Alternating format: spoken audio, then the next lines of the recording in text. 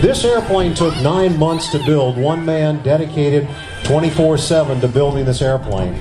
Its primary material are 2-inch thick, high-density foam, covered with 1/8 inch balsa, covered again with fiberglass cloth, and then painted with latex paints.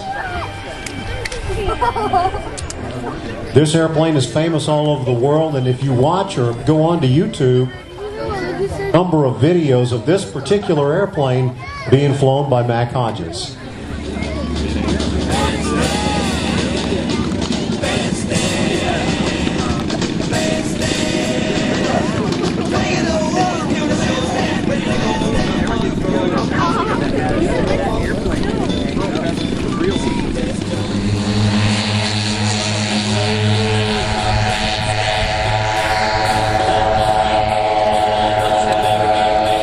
What Mack will do is Mack will be climbing for altitude. When he gets up to altitude, he will just throttle his engines down a little bit. And that will be the signal that the X-1 is going to drop away from the aircraft. And he will do probably a couple of loops to gain some altitude. That X-1 will fly like a glider. You just keep your eyes on that little orange airplane. That is a representation of the first aircraft to break the sound barrier. Was designed after a .50 caliber bullet by the Bell Corporation out of Buffalo, New York. Mack's probably pretty close to his. Yeah, he's moving back, so we're getting ready to do the drop. He'll, like I said, he'll throttle that plane Look down. up. You just watch that little X-1. The X-1 is piloted by Mr. Buddy Curtis. He has become a very good pilot of that little X-1. There, he's throttled down. There she goes.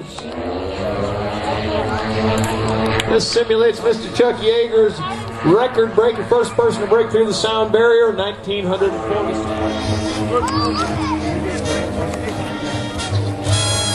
it goes! Look at it go! Right through that old sound barrier. That's what you're here for. You know, old Mr. Yeager flew that plane, did a couple of loops and spins with that plane after he went through that old sound barrier. Buddy goes, and there it is right there, baby. He'll try to bring that in. I hope we don't have to chase that plane too far. You got a nice headwind for your landing. Beautiful roll right there off the end of the runway.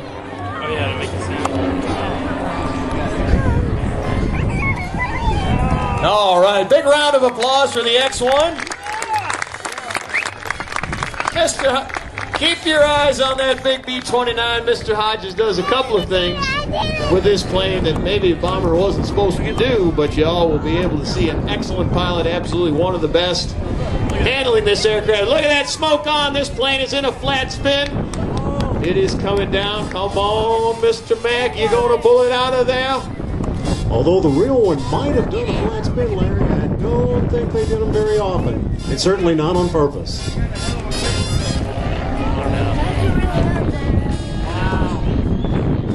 Oh, there's more, folks. Keep your eyes on that plane.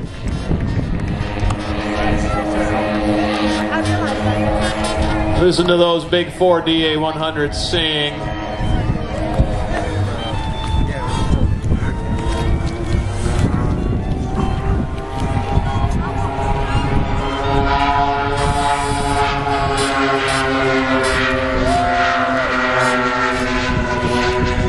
Nice 4-point roll there with a little bit of smoke coming on and off.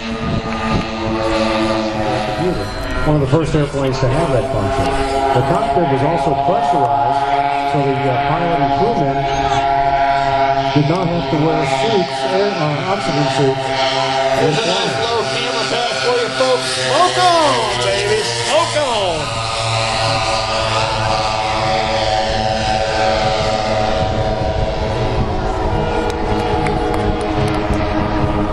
Are you going to hover that, Mack? Nope. Going to put it into a big hammerhead stall. Going to come on out.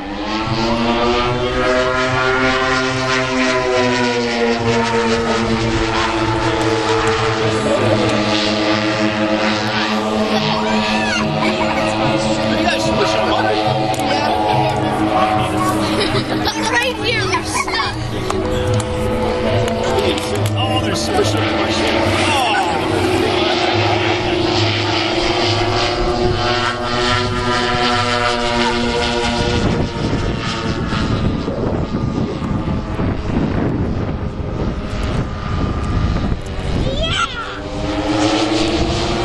Beautiful loop there with that big old B-29. This plane has a 20-foot wingspan, weighs just about 100 pounds.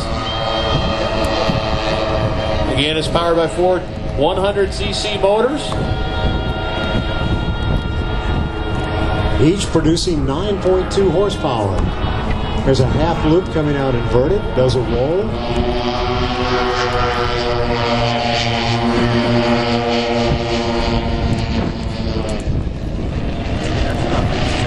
Mack, what are you doing? It's upside down, dude. It's not supposed to be upside down. Holy, did an outside loop is what that's called. Wow.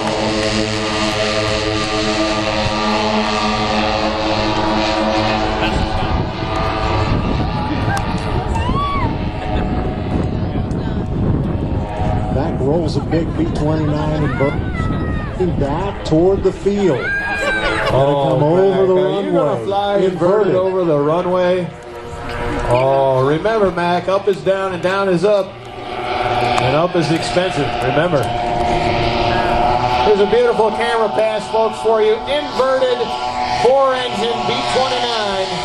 Flying down the runway, upside down. Smoke on, baby.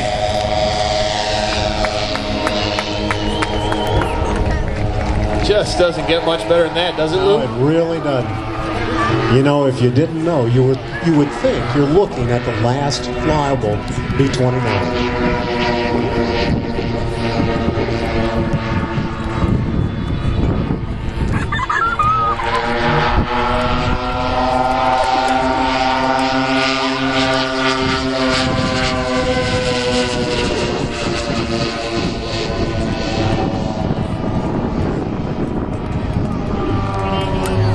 The 3D, we have a thing called 3D. It's where guys do aerobags. They like to do a thing called hovering, and you are looking at a four-engine bomber that is staying in one place and hovering, and you will not see that anywhere else in the hobby of RC. Right there, that big four-engine plane in a hover.